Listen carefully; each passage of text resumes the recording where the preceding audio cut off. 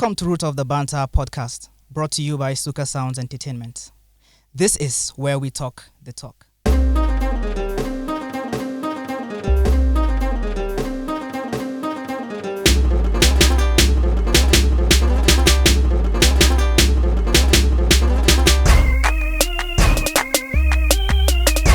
My name is Suka Andrew, and I'm here in the studio with none other than Bidia. Hi. So I will be your co-host today on Roots of the Banter by SukaSounds. And we are here with our special guest today, which I would allow Suka to do the introduction. I think you're on boss the tire now. No. So yes, today we'll be talking about a very, very important topic, even though most people see it as very boring, but of course, extremely interesting and extremely important. And we're here with a very wonderful person, one of the best psychologists and one of the best therapies of our time. None other than Mrs. Elizabeth Gimba. Ooh, hey. Hi, nice to be here. Thank you for having me. Thank you so much for coming. Without so much waste of time, we're here to talk about mental health. I mean, for those that know me, and if you know me, I'm actually from the entertainment industry. I'm from the music entertainment, especially industry. And in this our industry, you go see everybody do okay, but we can't really tell. And then as we all know, mental health is divided into so many branches. But then the common ones we know, the popular ones we know, basically depression. And maybe for some of us, bipolar disorder and all of that. But I'd like to ask you a few questions directed towards depression.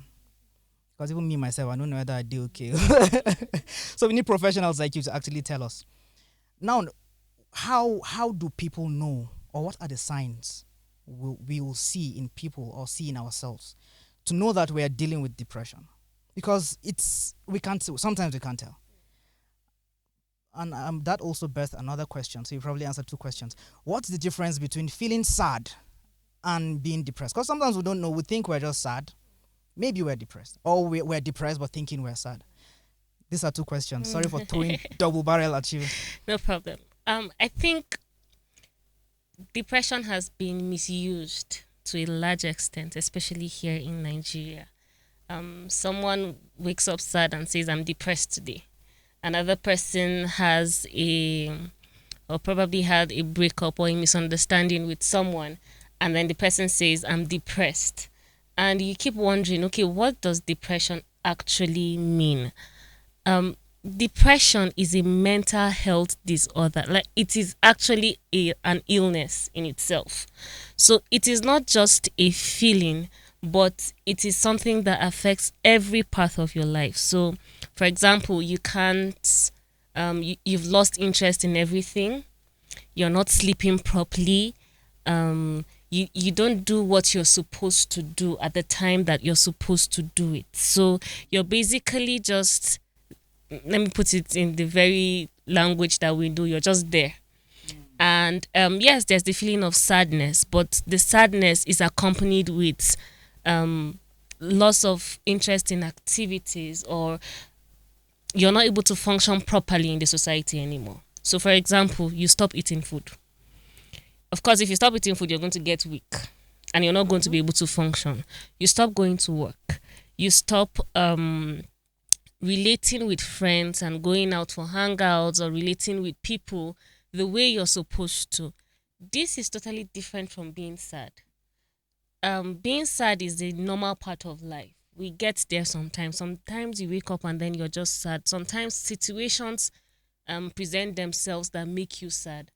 Other times you hear stories or see, even when you're watching movies, sometimes you find out that a particular scene just makes you very cold and sad.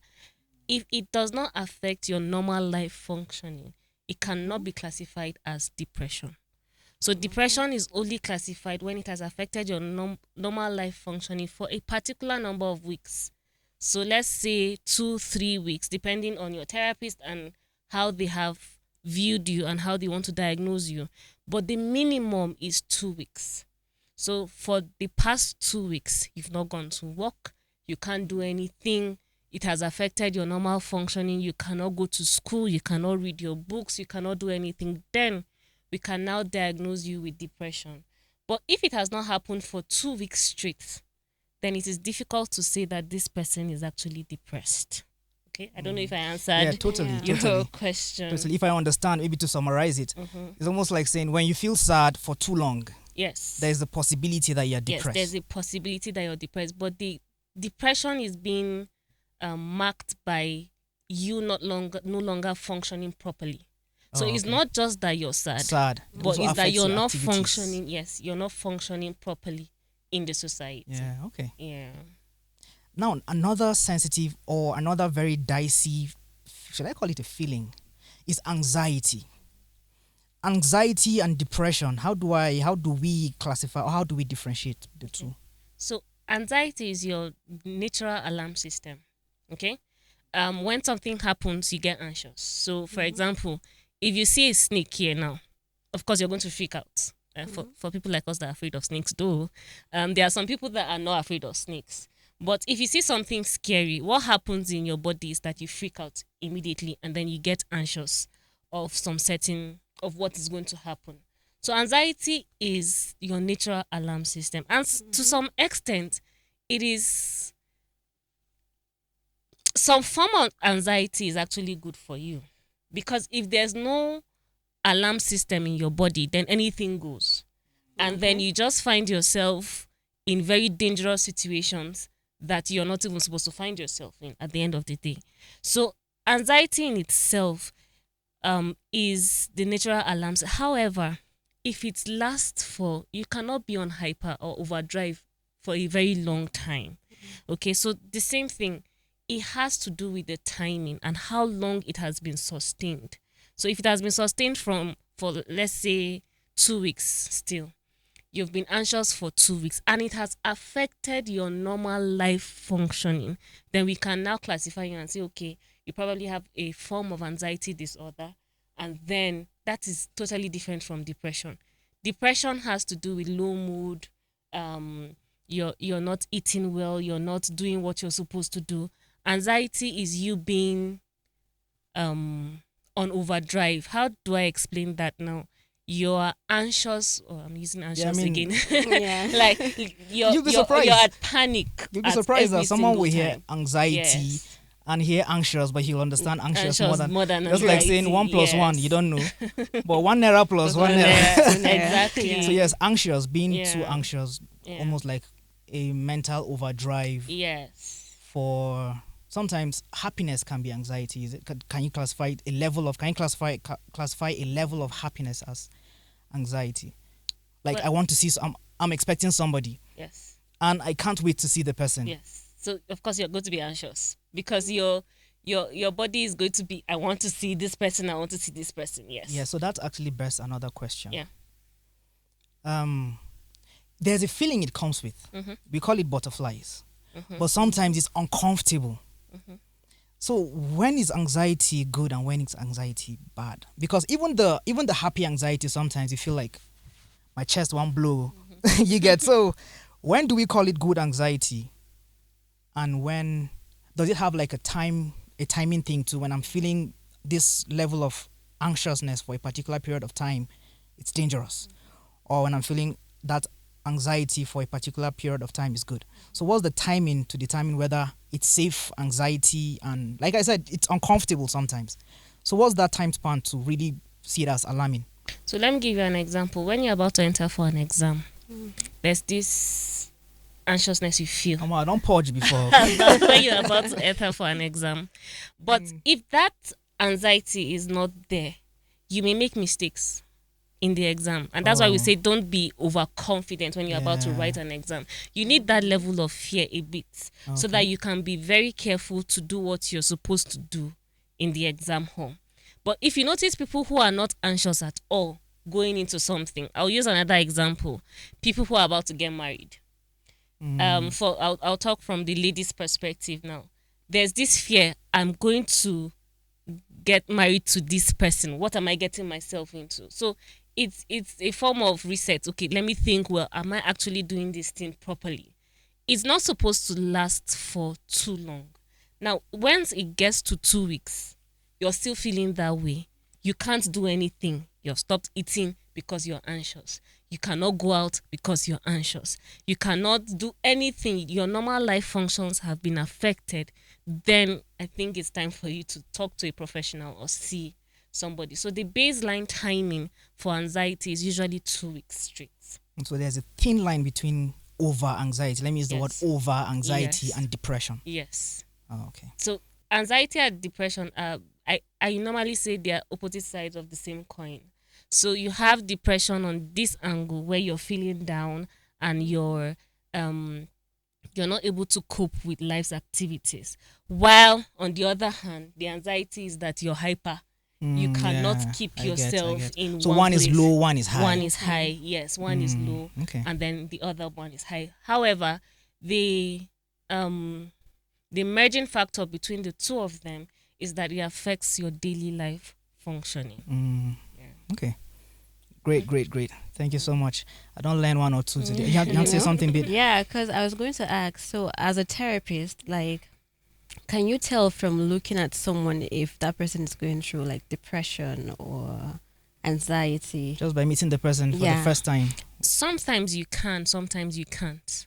Okay. Someone who is going through depression will probably not be dressed properly or probably not take care of himself, okay, because of loss of interest of everything. So you find out that the person doesn't want to take his bath, or the person doesn't want to relate with people, or the person just feels like, see, life is over. And of course, it leads to the further thoughts of suicidal thoughts and all of that. So the person just withdraws from everything. However, it is not always that you know somebody that is depressed. In fact, research recently has showed that most people who are suicidal tend to be the most happiest people. So they can come out as being happy and excited and everything, but you don't know what is happening behind the scenes. So usually how you know is when you test, when you have interactions with the person, give the person psychological assessment, and then you find out that, oh, this person is depressed. And then this is how, this is the level of depression that this person has got into, so that you can start your sessions from You there. know, when you said they sometimes don't dress properly, I was almost laughing. Why? Because sometimes you see on social media when these kit makers just see, I mean, there are some scenes like that where just because someone is wearing a very funny tattered outfit, they all just bundle and go carry and go psychiatry. The person did very okay. Yeah. But yeah. Thank you so much. So another thing, trauma. You know how they say our traumas shape our personalities. Sure. It's very sensitive. It's very confusing because you'll see a great person, but then acting some type of way, and somehow we attribute to trauma. How do we know the difference between someone having a bad character and someone showing signs of childhood traumas or just traumas from one event or the other?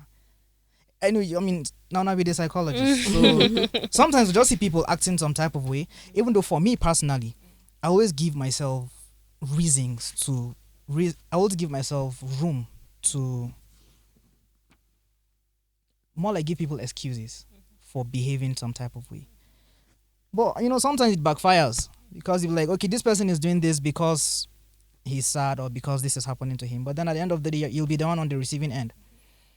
So we should know how to differentiate between this person is just having a bad character and when to have empathy on the person based on their traumas. Yes, before other questions. Knowing that thin line. So we know how to interact and relate with people. I'm sorry to say, but you can never know. It's not something that is written on their forehead. It's not something you can decipher just by speaking with someone. Probably till you have an intense interaction with that person, you would never know at face value whether this is a character problem or a trait that has come to life because of a traumatic experience.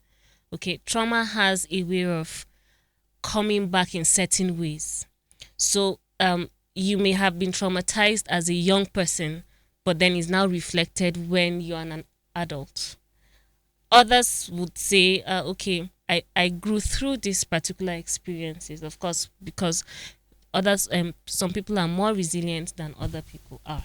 Some people have more support systems than other people have. And so some people have that traumatic experience, yes, but have grown out of it because of the support systems that they had, because of friends, families that were close to them at that point, and then they've grown out of it. Others have just developed some very, very bad habits and bad characters.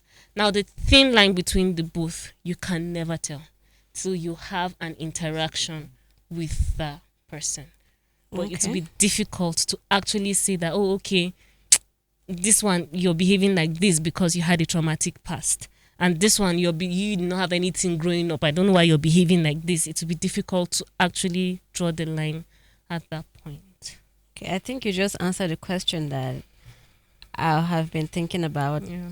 Because I was going to ask, like, how can you tell, like in youth, how can you tell which youth is traumatized or not? So, but you already answered. You said we can't tell by just looking. Yeah, till you have had. One of my professors will say though that there is no Nigerian that is not traumatized. Like that's what they say. And in fact, in school, then one of our questions was Nigeria is traumatized. Discuss, like, just discuss the fact that the whole of Nigeria is traumatized, because we've been through life, okay, in every form of it. So it is either where you're staying, your family, friends, the school system. There's just something that is not supposed to be the way it is.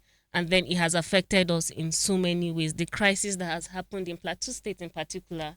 And so you now have a lot of traumatic experiences. So they would argue that there is no one in Nigeria that would say he or she is not traumatized in one form or the other.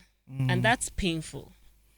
Wow. Actually, Yeah. man, So we're all that's traumatized. we all need some sort of therapy. Yes, Yes. trust me. Because, like, you talking about this now takes me back to when we were growing up, school days. Yeah. There used to be this teacher, Mr. Femi. Hey. So things like that can just make you a different child or a different adult. Yeah. Like, the level of cane and the level of discipline is definitely different from a child that is coming from Hillcrest. You get, of course, those ones we call them Ajebo, Abi. Now, true that. But they have their own form of trauma. Okay. Not in the way that we have ours. Yeah, of course. But they have their own form of trauma. The Ajebos have their own form of trauma. Yes, they do. Nipple Go babies. upstairs. Or they'll collect They have their own form of trauma. They are being given what they want. And so when somebody is being given what they want always, then when the person gets a no answer from the world at large, it becomes a big problem. What kind of adult comes out of a fearful childhood? Like, you've been punished in such a way that, I don't know, you're just scared that this person is coming again. Let me just find, like, for example, some homes that you have very strict fathers, especially. Very strict, and should I call them wicked fathers? You know, there are kids that, as soon as they hear the gate open and it's the parent coming in, they're already panicking, or people, or you see them running upstairs, or you see them. So, what kind of adult emerges from that kind of childhood? First of all, you have a very fearful person, because what you've built is fear. So you have a very fearful person. You have somebody that has a very low self-esteem, is not proud of who the person is, and would doubt every single thing the person does in life. So you have somebody who is naturally a smart person, but would doubt the fact that the person is actually smart and the person can do some certain things. So you have this person who, you're supposed to do this, and the person says, no, So you create a very timid and fearful person to even try new things, even as an adult. So growing up, if the person just feels that I'm supposed to be this person, or let me use an example now. You grow up in a very strict environment, you have strict parents and all of that, and then the time for making decision of a career path to take comes. You're going to be afraid because it's not something you can even talk with your parents about because you're afraid of them. So if your parents tell you, okay, I think you should be a doctor, what do you do?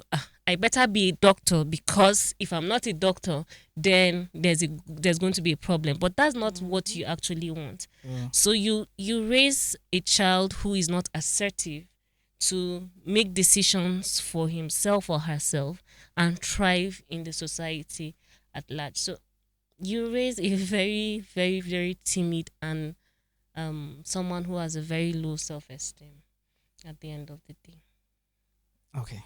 Thank you so Yeah. much. More questions welcome. coming. Yes, please. But then, before we move on, we'll take a very tiny little break and come back to this. Thank you. Our viewers will soon be back.